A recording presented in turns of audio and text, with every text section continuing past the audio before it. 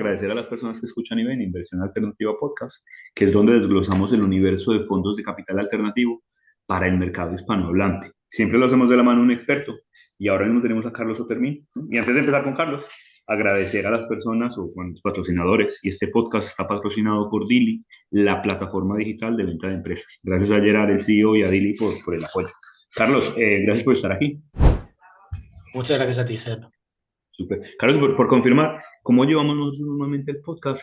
Hablamos un poquito de tu carrera, de tu tema profesional y educativo, y si hay algo en lo que me quieras parar y comentar, pues lo paramos y lo comentamos, ¿no? Pero normalmente es muy básico. Entonces, oye, por confirmar, tú ahora mismo eres el CEO de la SADA Filipinas, fundador de Everis Lab, ¿no? Y estás montando algo que se llama Max API, y empezaste tu carrera, bueno, estudiaste un Bachelor in Business Administration en la Carlos III, donde fuiste el mejor estudiante de la carrera.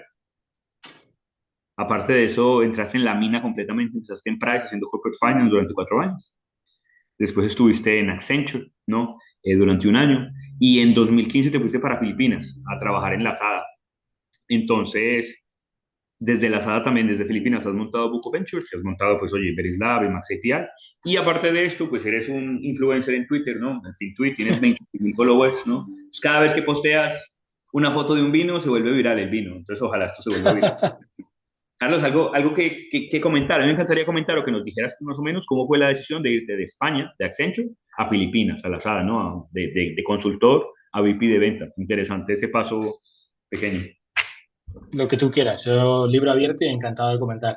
Nada, simplemente un tema por especificar. No fui el mejor estudiante de la universidad, fui el más rápido. Cuando no puedes Ok, competir en ser el mejor, compite en algo distinto. Entonces, había bastante gente mejor que yo, pero yo acabé la carrera en 3 años bastante rápido y me puse muy pronto a trabajar. Yo me acuerdo que entré en Price con 20 años.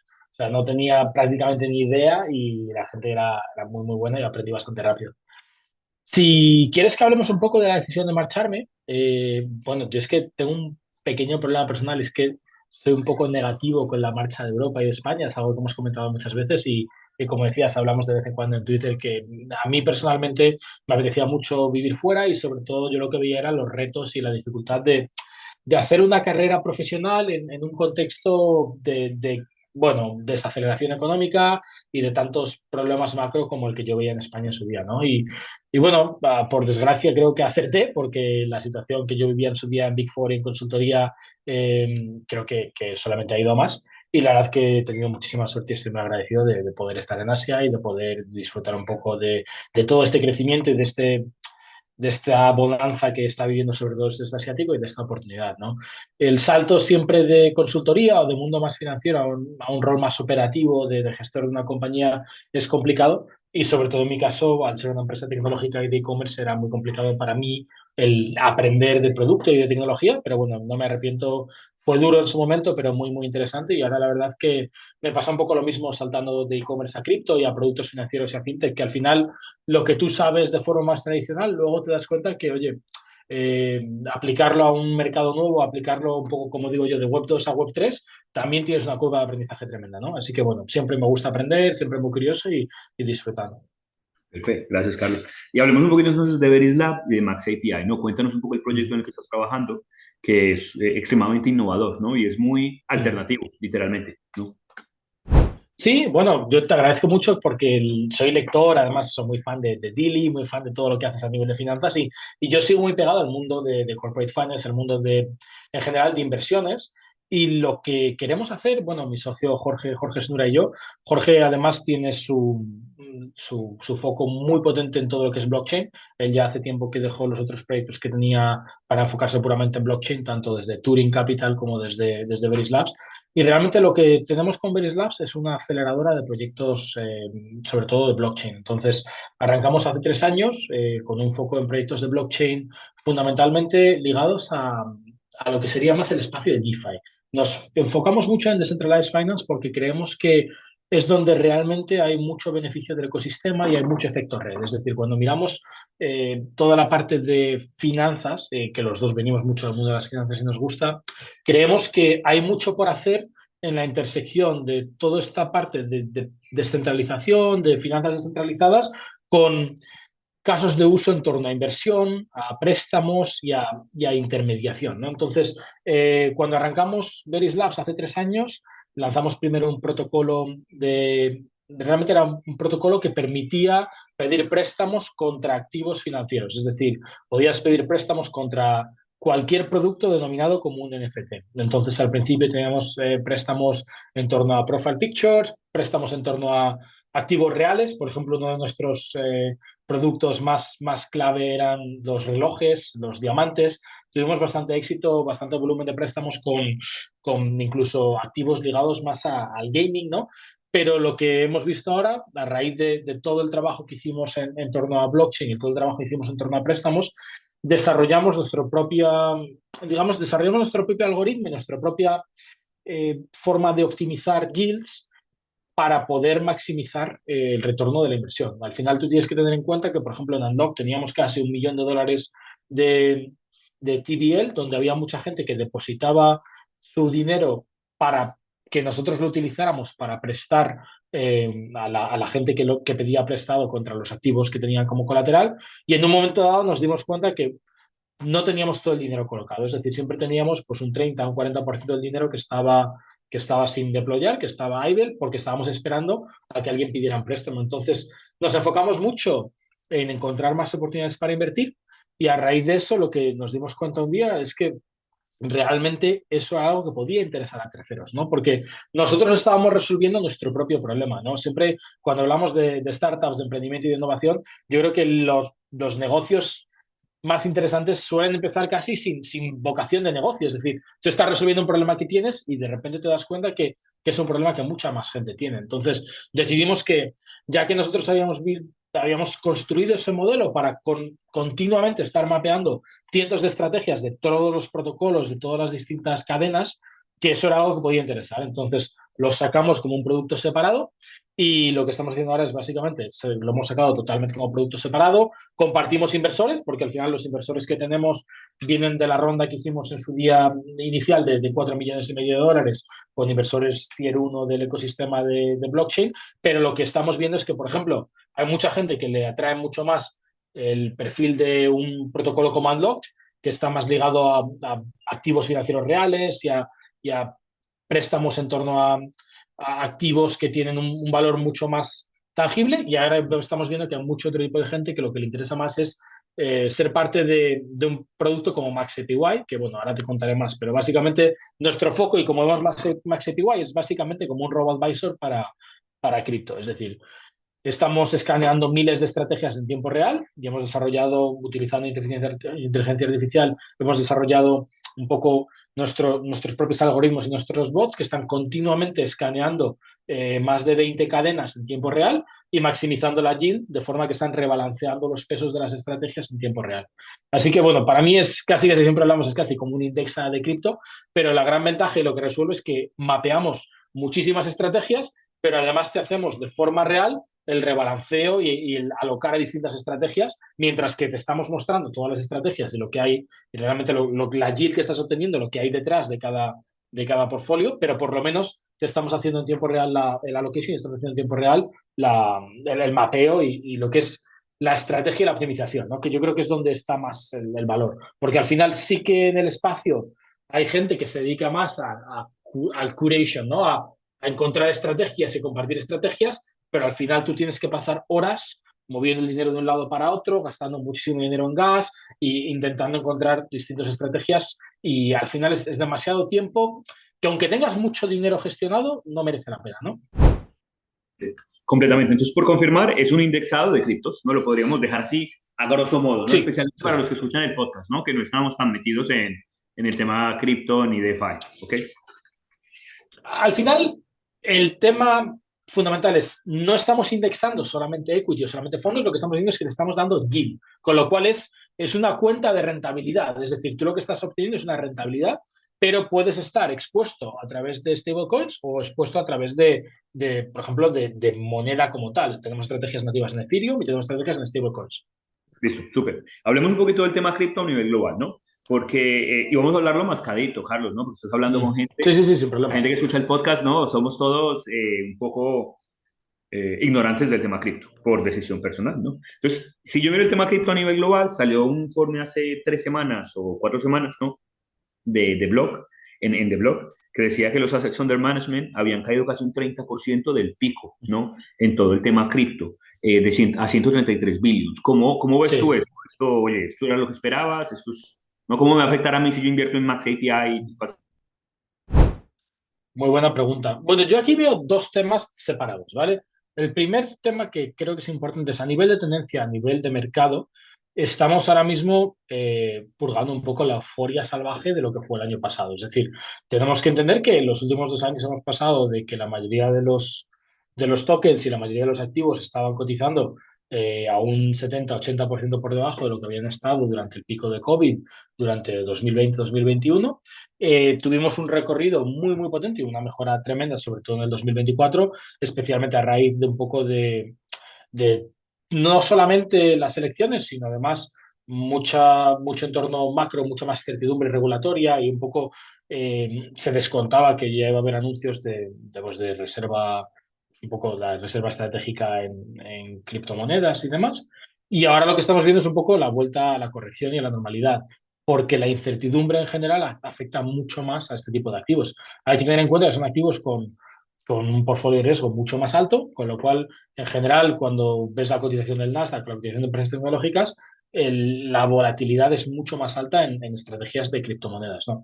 Dicho eso, sigue estando en general, tanto a nivel de activos gestionados como a nivel de performance, incluso de precio y de rentabilidades, sigue estando bastante mejor de lo que estaba hace bueno, los últimos 2, 3 años, ¿no?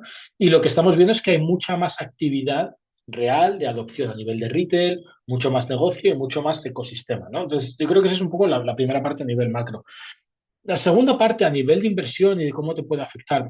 Yo creo que lo más interesante del ecosistema cripto ahora mismo es que hemos pasado de un ecosistema que se basa mucho en la especulación o que se basa mucho en un poco la volatilidad, en gente comprando y vendiendo tokens, a un ecosistema que realmente tiene casos de uso muy, muy potentes donde hay miles de millones de dólares o de euros transaccionados en tiempo real.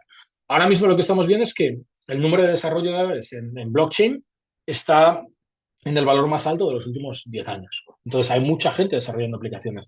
Estamos viendo que ecosistemas muy nuevos, por ejemplo, Base, que es la cadena nativa de Coinbase, o las Layer 2 de Ethereum, como puede ser Arbitrum o Optimism, o incluso ecosistemas muy nuevos como Hyperliquid, están gestionando 5.000, 6.000, 7.000, 8.000, 10.000 millones de dólares y tienen mucho ecosistema en torno a ellos. Entonces, se va consiguiendo mucho el composability, va consiguiendo mucho acumular valor entre unos y otros, ¿no? Entonces, yo creo que es importante que relativicemos un poco y que entendamos también lo que es la adopción que estamos viviendo. Que aunque los precios de ciertas estrategias puedan ser peores, estamos viviendo una adopción muy buena y estamos viviendo mucho crecimiento. Dicho eso, en el caso de Max APY, es que nosotros como interpretamos Max APY es casi casi como una cuenta ahorro. Es decir, tú lo que estás haciendo es depositar dinero en Max APY de forma que puedas obtener un rendimiento y ese rendimiento es básicamente, ahora mismo estamos dando de media en torno a un 18 o 16% y ese rendimiento viene de estrategias de liquidez, de estrategias distintas, con lo cual tú puedes obtener ese rendimiento ligado a ciertas monedas, tú puedes invertir en Ethereum y entonces estás llevando esa deal más lo que haga el Ethereum, o puedes hacerlo en stablecoins. Y la mayoría de usuarios que tenemos ahora mismo, por ejemplo, el 70% del dinero que tenemos en el protocolo, lo están haciendo en stablecoins. Con lo cual hay gente que literalmente nos cuenta que lo trata como una cuenta de ahorro.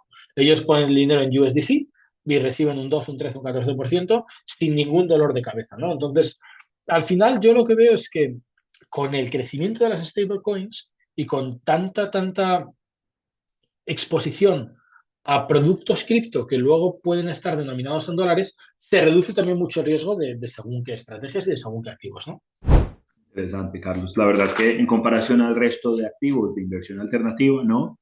Un 18, un 20% sin despeinarte no suena para nada mal, ¿no?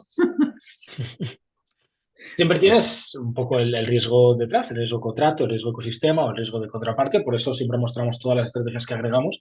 Al final, sin despeinarte, pero evidentemente no es el mismo riesgo que corres cuando estás depositando en protocolos blockchain que cuando estás depositando en un banco que está cubierto por el Fondo de Garantía de Depósitos o en un banco que tiene una serie de coeficientes de capital. O sea, el riesgo es distinto, evidentemente, pero asumiendo eso y sobre todo en nuestro caso, por ejemplo, agregando cientos de estrategias, con lo cual el riesgo de contrato es menor, sí que es muy atractivo, ¿no?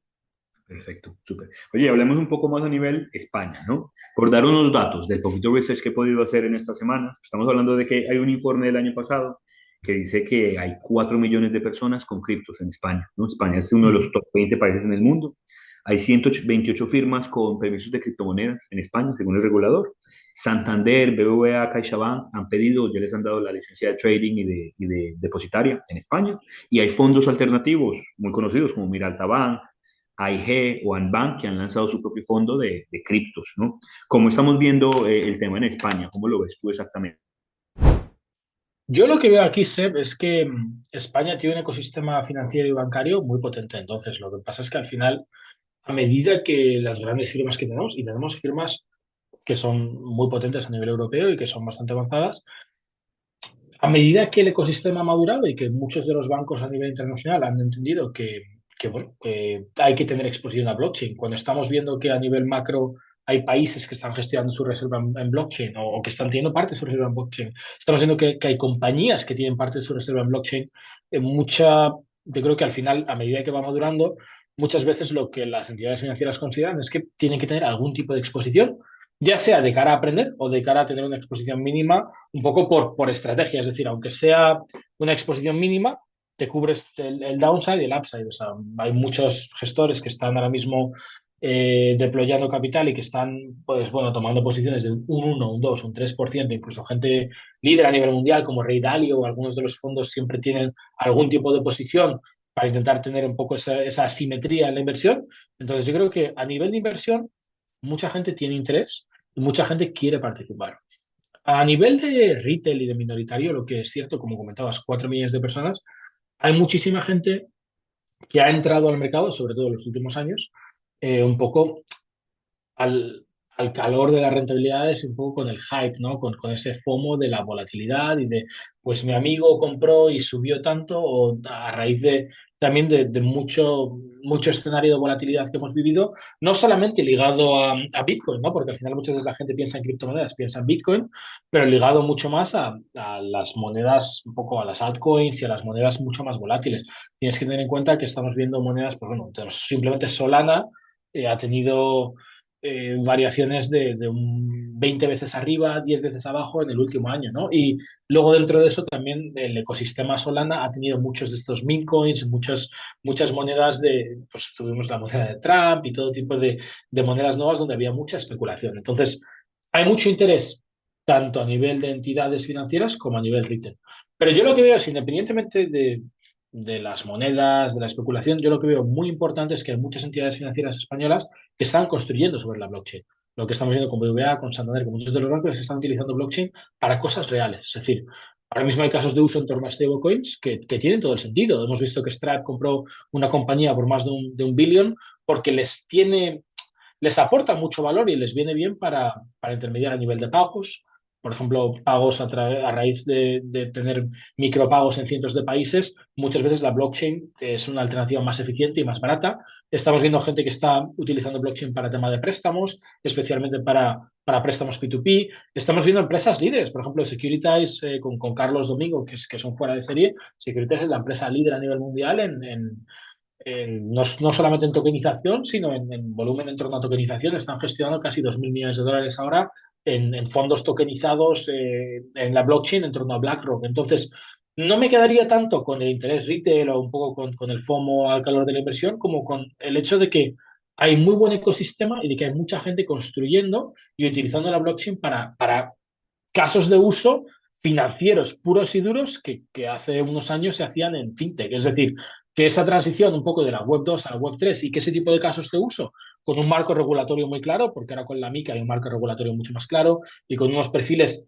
de riesgo que quedan dentro del espectro de lo que sería una entidad financiera, está aquí para quedarse y tiene una adopción real y tiene un valor real para tus usuarios, para entidades y para para un poco todo el ecosistema, ¿no?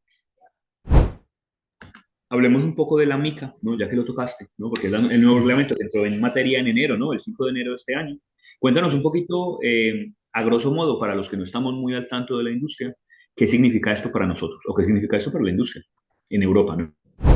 Bueno, yo creo que lo primero que hay que tener en cuenta es, en general, la industria de los criptoactivos, la industria de blockchain, ha tenido un gran problema a nivel de regulación, porque había mucha incertidumbre. Entonces, el problema, y es algo que se ha comentado mucho, incluso que fue un poco uno de los temas que tocó incluso Trump en la campaña, es cuando tú no tienes claridad en torno al marco regulatorio, es muy difícil construir y es muy difícil saber si estás siguiendo las reglas, si no, si estás haciendo algo que no está permitido o que no. Y al final, mucha gente se aprovechó de eso para lanzar tokens sin el marco regulatorio, para lanzar incluso monedas, pues bueno, vimos muchos de los ICOs, de los lanzamientos de tokens que iban destinados a clientes retail que no estaba cualificado. Hemos visto mucho, la gente suele decir mucha zona gris, pero había seguido incluso mucho abuso, ¿no? Había mucha gente que lo que hacía era realmente un poco el lejano este. O sea, ellos lo que decían era realmente montar proyectos sin tener un marco regulatorio claro, incluso, pues bueno, a cierto nivel, sin registrar y es un poco la parte más de compliance como tal, ¿no? De cumplimiento de la normativa. Entonces, al final, yo lo que veo es que en Europa hay un interés por regular lo que es la parte de la digitalización financiera y sobre todo los criptoactivos, ¿no? Entonces, al final, yo lo que veo es que en Europa esta nueva MiCA que entró en vigor hace unos meses intenta regular tanto la creación como los servicios de blockchain e identidades financieras y al final lo interesante de esto es que marca un poco el entorno regulatorio muy claro para entender cuáles son las obligaciones de todo este tipo de proyectos con la intención de atraer un poco de inversión, atraer un poco más el ecosistema con mucha más claridad, pero también con la intención de proteger al inversor y de proteger al usuario. Entonces, al final, cuando el Parlamento Europeo encarga este tipo de reglas y se encarga un poco de lanzar este tipo un poco de paquetes, ¿no? En torno a todas las distintas regulaciones, aporta cierta certidumbre, va muy de la mano de lo que sería una MiFID, de lo que es un poco un entorno regulatorio más en torno a instrumentos de productos financieros, porque al final lo que ves es que intenta equiparar en cierta medida la industria de criptoactivos a lo que serían los requerimientos de otro tipo de productos financieros, con lo cual también intenta de alguna forma homologar y estandarizar. Muchas veces había entidades financieras que se quejaban de que porque ellos tenían tantísimo compliance y porque ellos tenían que seguir una serie de reglas, mientras que en cripto no había tanto bueno, un marco regulatorio claro y tanto compliance. Y al final, para mí, el beneficio que obtiene es que permite que los bancos, que las instituciones ahora puedan entrar en este mundo de cripto y puedan ofrecer este tipo de servicios siempre y cuando cumplan la normativa. Entonces, para el usuario, ¿qué es lo que significa? Pues bueno, han tardado casi 5 o 6 años de trabajo, de grupos de trabajo, entrevistando a gente y viendo un poco la mejor forma de cubrir de una forma significante todo lo que es este ecosistema. Y al final, cuando han lanzado esta regulación, lo que estás viendo es que mucha más gente está entrando al mercado, que está protegiendo al usuario y que está atrayendo más inversión y que hace mucho más sencillo para todo el entorno financiero, especialmente para los bancos, ofrecer este tipo de activos. Entonces estás viendo que mucha gente está entrando, tú estabas hablando de los bancos, pero estamos viendo mucho tipo de entidades financieras, y que está entrando a competir y a ofrecer esto en la forma en la que trabaja un banco, pues junto con otro tipo de productos. Y al final, para mí, creo que de cara al usuario y de cara al mercado, esto solamente trae más madurez y trae más oportunidades, porque al final que todo el mundo tenga un portfolio de depósitos con acciones, con bonos, con un pequeño, bueno, un pequeño portfolio de criptomonedas, al final lo que hace es que normaliza todo el ecosistema, ¿no? Listo. Claro, entonces, según, ¿no? La vista que me estás poniendo, podríamos estar pensando que gestoras, ¿no? Super old school en España, como los nombres que más conocemos, podrían en muy corto plazo tener su fondo de cripto, ¿no? No, Y ofrecer. absolutamente. De hecho, hay muchos de ellos que ya están hablando con gente y yo he hablado con bastantes que están preguntando, que están de forma activa moviéndose y la derivada es no solamente un fondo de cripto, porque volvemos a que blockchain puede ser un fondo de deuda tokenizada, puede ser un fondo, por ejemplo, Securities está utilizándolo para activos como serían el Build de BlackRock o para activos fondos de deuda. Estamos viendo gente que quiere invertir en fondos de deuda en cripto, pero también estamos viendo a gente que quiere invertir en equities on chain, ¿no? Básicamente en acciones tokenizadas, en productos tokenizados que replican el comportamiento de acciones. Estamos viendo gente que está invirtiendo bueno, en blockchain gaming. Estamos viendo mucha gente metiendo dinero en productos que no es ya que sean productos financieros, es que son productos de gaming que lanzan de forma nativa en la blockchain. Incluso hemos visto algunos de los mayores fondos del mundo tienen su propio fondo de NFTs. Incluso gente que está metiendo literalmente cientos de millones de dólares en fotos on-chain, o sea, en una foto de perfil o en un, como digo yo, en una imagen de Claro, un pingüino. eso lo veo clarísimo. Lo que no veo claro es un fondo español, ¿no? De toda la vida, de los nombres que conocemos, invirtiendo en un NFT. No sé, yo no lo veo tan claro. Pero es verdad que, como lo decía antes, ¿no? Banca, hey, mira, Altabank han lanzado sus fondos blockchain. Es interesante. Miremos el tema, vámonos de España y vámonos al futuro, ¿no? ¿Cómo ves tú el futuro en Asia y en Estados Unidos del tema blockchain, ¿no? ¿Qué podemos ver en 3, 4 años? ¿Dónde estará el tema Es de eso? increíble, ¿no? Y realmente el mercado ha evolucionado de una forma tremenda. Yo creo que cada año acelera mucho más. Es decir, yo llevo en el mundo blockchain desde 2020. Eh, Al final, yo lo que he visto es que con todo lo que fue el DeFi Summer, ¿no? La evolución de todas las finanzas descentralizadas y los ecosistemas que se fueron creando a raíz de Ethereum, a raíz de tener mucha más compatibilidad, empezaron a surgir muchos ecosistemas. Ahora han salido bastantes blockchains que son más baratas, por ejemplo Solana, que tienen muy buena performance, que son muy ágiles, que son muy baratas, que tienen muchos casos de uso a nivel de pagos. Y lo que estamos viendo ahora es, realmente blockchain está abarcando muchísimas más áreas. Ha pasado de ser un poco una fuente casi casi como de ingreso pasivo, comprar unos bitcoins y ver qué pasa, a ser realmente un, una economía como tal, con decenas de miles de desarrolladores, con un montón de casos de uso, especialmente en torno a los 5 verticales que comentaba, ¿no? Por una parte, medios de pago y un poco esa parte más de exchanges, bueno, de tipos de monedas, ¿no? Por otra parte, quizás más lo que sería la parte casi de supermercado financiero de agregación, ¿no? Pues lo que tienes ahora mismo, tanto los exchanges como ya sean centralizados o descentralizados, pero tienes sitios como Binance o sitios como Bit2Me, que Bit2Me es una gran empresa española que realmente lo hace muy bien, que tienes todo el perfil de tanto de comprar tokens como de conseguir yield, como de poder tener exposición a distintos productos. Tienes un tercer vertical que a mí personalmente me interesa y me trae mucho, que es todo el vertical de exposición a real world assets, a productos que replican el, el comportamiento de ciertos tipos de inversión. Hay que pensar un tema que a mí me parece muy interesante y es que en España a lo mejor no es algo tan atractivo porque muchísima gente tiene acceso a banca. Pues te diría, casi todo el mundo tiene una cuenta de ahorro en un banco que te puede ofrecer acciones. Pero hay que pensar que en Asia o incluso en América, estamos comentando, pues en el sudeste asiático, más de la mitad de la población no tiene acceso a bancos, no está bancarizada. En Latinoamérica tú lo conoces bien, ahora con Nubank y con gente, bueno, en Mercado Libre, que tiene Mercado Pago, que aporta ya más exposición a Bitcoin, pero en muchos países donde tú tienes una moneda muy volátil, la blockchain soluciona un problema real de volatilidad y de inflación y de riesgos y te permite realmente vivir mejor, ¿no? Entonces, bueno, yo creo que hay mucho que hacer en torno a activos financieros reales y a ese tipo de estrategias y de inversión, ¿no? Y la última parte que estamos viendo ahora mucho, especialmente en Asia, que estábamos comentando, es todo lo que es el ecosistema en torno a no solamente gaming, ¿no? Pero en torno a aplicaciones de ecosistemas, por ejemplo, que replican industrias que son nativas. Por ejemplo, gaming está ahora mismo en toda Asia, hay muchísimos juegos que están lanzando con rewards en torno a gaming, con NFTs.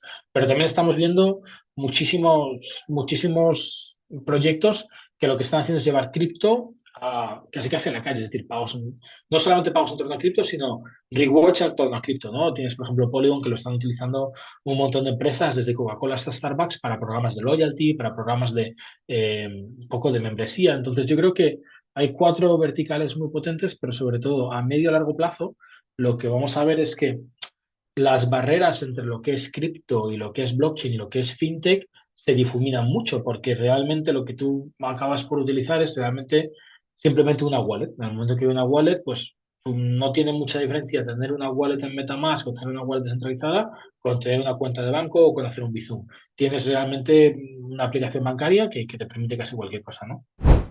Ok, vamos a ver cómo se desarrolla esto. Carlos, ¿cómo te ves tú para mojarte un poquito con el tema de trabajos en M&A como junior, ¿no? ¿Cómo lo ves? ¿Cómo lo ves tú para mojarte un poquito? ¿Estás preparado o no? ¿O prefieres pasar? Sí, sin problema, claro. Yo siempre me ¿Sí? mojo. ¿Y A cómo mí, ves el tema, no? Trabajar ahora. Tú empezaste en 2010, ¿no? En Price. sí. Si volvieras a hacer la carrera de la universidad, volverías a empezar en M&A, en Corporate Finance? Bueno, se cobra lo mismo ahora que lo que se cobraba en 2010 y yo creo que el coste de vida se ha duplicado, triplicado, no sé ni cuánto. Si vives en Madrid, a lo mejor Oye, triplicado, pero yo es que realmente veo que ese tipo de trabajos son una universidad paga. O sea, mi vida hoy sería inconcebible sin haber pasado por ese peaje, ¿no? Es cierto que a día de hoy ha cambiado mucho todo y que hay muchas alternativas. Yo tengo muchos amigos en Europa, en Madrid y en España, muchos amigos jóvenes que ahora quizás pueden dar el salto porque entran directamente en este tipo de empresas fintech. O sea, si eres el super crack que eres capaz de entrar, pues bueno, desde un primer momento en Indexa o en Securitize o en algunas, pues en un Dili o cosas así, que ya sea una fintech muy potente, genial, pero para mí esos primeros 3 4 años de carrera haciendo corporate finance, haciendo M&A, teniendo un poco, estructurando un poco la cabeza y teniendo un poco esos principios básicos y esas herramientas, es una muy buena inversión y es casi casi como una universidad en la que te pagan, ¿no? Eh, Creo que es algo, y a mí me sigue gustando y disfruto, creo que es algo que conviene hacer, que merece la pena y independientemente de la situación de los salarios, también es muy buen signaling de cara al mercado. Al final, yo sigo contratando mucha gente que viene de consultoría. súper señor. Entonces, varias de las personas que has contratado vienen de consultoría. Entonces, lo ves como una universidad en la que te pagan por aprender, ¿no? Sí, sí, totalmente. Y luego creo que a medio y largo plazo es un acelerador de carrera. Es decir, tú estás en una espiral en la que te puedes bajar cuando quieras. Pero esa opcionalidad de los primeros años es muy importante porque yo lo que veo mucho y además es algo que incluso ahora que yo ya tengo 35 años y vas viendo pues, bueno, que todos tenemos unos años de carrera, mucha gente se arrepiente de no haber trabajado lo suficiente en esos primeros años, que es muy normal, es decir, tú sales de la carrera, quieres disfrutar, eres joven, te apetece tener otro tipo de vida, pero en un momento dado te ves con familia, con hijos, con cosas y dices, oye, un segundo, ahora ya, por mucho me quiera poner a trabajar, es complicado que pueda tener esa protección, pues porque, bueno, ahora es más complicado escalar y hay mucha gente, hay mucha competencia y a lo mejor tampoco tengo las habilidades o ahora mismo es mucho más difícil para mí ponerme a aprender esa fundación, esas bases un poco de finanzas y esas bases de poco de principios de estructura, ¿no? Pero si lo haces desde el principio, tú puedes decir en un momento dado cambiar de estilo de vida y siempre te quedará un poco esa credencial o esa marca, ¿no? Estoy completamente de acuerdo.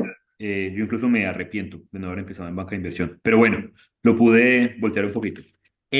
Bueno, hemos llegado al final de la entrevista, ¿no? Y normalmente hago tres preguntitas. Entonces no sé si, o sea, que te Bueno, hago tres preguntas y tú te mojas en lo que te quieras mojar, ¿no? muy Pero, bien, y lo primero que se te venga a la cabeza, ¿no? Entonces tengo tres preguntas. No sé si estás listo para estupendo. responderlas. Súper. Primero, ¿dónde inviertes, no? Aparte de Verislab, aparte de tema cripto, ¿hay Uh-huh. algo más en lo que tú inviertas, no? De fondos alternativos. No me digas a mí que tienes un indexado o que tienes una casa en Madrid. No, no, algo innovador, ¿no? Aparte de criptos. Yo no soy nada creyente en real estate, o sea que yo lo tengo todo, bueno, no tengo ni piso ni nada, todo lo tengo en finanzas puras y duras y procuro además invertir una parte importante con cierta opcionalidad. Tengo mis indexados y mis cosas, pero a mí me gustan tres productos que creo que son un poco distintos. Obviamente el tema blockchain ya hemos comentado y fondos, pero por un lado me gusta mucho invertir en venture capital, llevo bastante tiempo invirtiendo en venture capital que ahora es un poco un tipo de activo que quizás tiene más retos y que ha tenido un frenazo importante después del pico del ciclo, pero que es un activo que me gusta y que veo interesante, sobre todo en regiones emergentes. Segundo, me gusta mucho invertir en deuda, sobre todo además cada vez más me gusta invertir en deuda para un perfil más conservador y hay fondos de deuda muy buenos en España también. Y luego lo que me atrae mucho, como comentábamos antes, la inversión en commodities, en real world assets, en oro, en este tipo de productos. Es interesante, pero incluso ahora mismo tienes proyectos de cripto y de blockchain que te permiten comprar cacao, te permiten comprar incluso carbón, todo tipo de cosas. Mi visión es que en un entorno tan inflacionario y con una economía financiera tan dopada, estar muy pegado a la economía real y muy pegado a cosas que la gente necesite, donde te estás indexando más al crecimiento de la población y al crecimiento de la producción, sobre todo ahora mismo con tanto movimiento geopolítico y tanto foco en volver a lo que sería más la raíz pura y dura de la independencia energética, de la independencia incluso alimentaria y todo ese tipo de cosas, creo que la inversión en commodities y en ese tipo de cosas tiene mucho sentido. Interesante. Segunda pregunta, ¿no? Tú seguramente todavía estás en la vorágine de tener reunión tras reunión tras reunión, ¿no? Sin Sí. parar 5, 6, 7, 8, 9 reuniones. La pregunta es, tío, ¿tú cómo haces para conectarte a 7, 8 reuniones y descomprimir entre cada una de las reuniones? ¿Tienes una técnica o haces algo en específico o no? Tú vas como un cowboy disparando from the hip. Es complicado. Tienes que tener en cuenta que yo hago pues, entre 12, 13, 14 reuniones todos los días y trabajo prácticamente todos los días, es decir, salvo los domingos un rato. Y uno de los retos, especialmente en todo el mundo de tecnología y trabajando con gente de distintos países, es que a todo el mundo le da igual la hora que sea o cómo, tienes reuniones asíncronas, tienes reuniones de madrugada. Yo lo que intento es tener ciertos tiempos, pues la hora de la comida, la hora del gimnasio, la hora de llevar al niño pues, a la guardería, cosas así. Y luego creo que lo que me estoy aplicando mucho más es tener todas las reuniones capadas en 45 o 50 minutos y tener un poquito esos 10 minutos para contestar algún mensaje, ver el email y sentir que no vas completamente con la lengua fuera. Pero no tengo grandes técnicas ni grandes consejos porque es algo que me resulta complicado y que sigo a día de hoy todavía sufriendo mucho. Limitar las reuniones a 45 minutos es una técnica que no había escuchado en las últimas 3, 4 meses de reuniones que he tenido. Súper. Carlos, y la última, ¿no?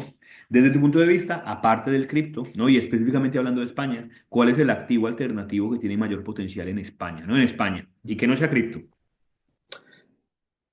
Es que, como está todo el mundo todo con el real estate, voy a volver a decir que que para mí no es el real estate, porque por mucho que España crezca y que haya mucha más gente viniendo y tal, yo creo que a día de hoy, al margen de cripto, si de verdad estamos mirando a activos incluso alternativos y a inversiones distintas, en España hay otros muchos productos súper interesantes. Estoy viendo gente en mundo agricultura haciéndolo de cine. España es una superpotencia a nivel de agricultura, a nivel de manufactura. Tienes a gente exportando a manta, gente increíble. Tengo amigos que tienen plantaciones de pistachos que están haciendo unas yields de un 25% componiendo y encima teniendo la apreciación de la tierra. Estoy viendo gente haciendo todo tipo de cosas a nivel de agri. Estoy viendo gente comprando terrenos en Rioja y vendiendo. Creo que es mucho más interesante indexarse a cosas más reales, como comentamos, y enfocarse menos en todo el mundo ladrillo. Y otro tema fundamental es la optimización fiscal.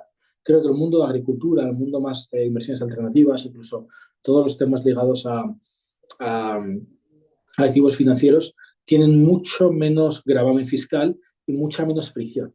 Al final, tú estás todo el día escuchando estas cosas. Lo compré por 800 y me dan 900, pero después de haber pasado por notaría, por Hacienda y por tal, realmente no estás ganando dinero. Y después de todo el coste fijo y de todo la opcionalidad, es decir, si tú tienes un activo que tiene mucho coste fijo y que tiene muchos impuestos, pues al final tus yields netas no tienen tanto sentido.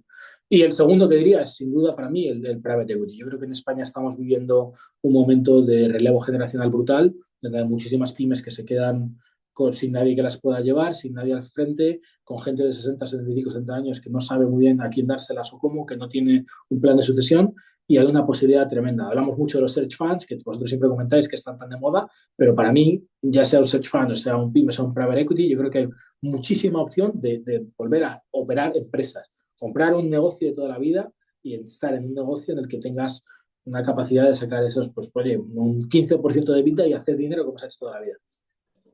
Perdido. Gracias por eso. Oye, pues hemos llegado al final del podcast, ¿ok? Nada, agradecerte a ti por tu tiempo, agradecerle también al patrocinador, ¿no? A Dili, que es la plataforma digital de venta de empresas. Y Carlos, muchas gracias por estar con nosotros. Muchas gracias a ti y encantado de charlar. Súper, tío. Y gracias a todas las personas que escuchan y ven Inversión Alternativa Podcast, que es donde desglosamos los fondos de capital alternativos para el mercado hispanohablante. Siempre la mano de un experto y esta vez teníamos al famosísimo Carlos Otermita. Súper, señor. Cuídate mucho. Gracias a Muchas todos. gracias, un Luego. abrazote. Chao, chao.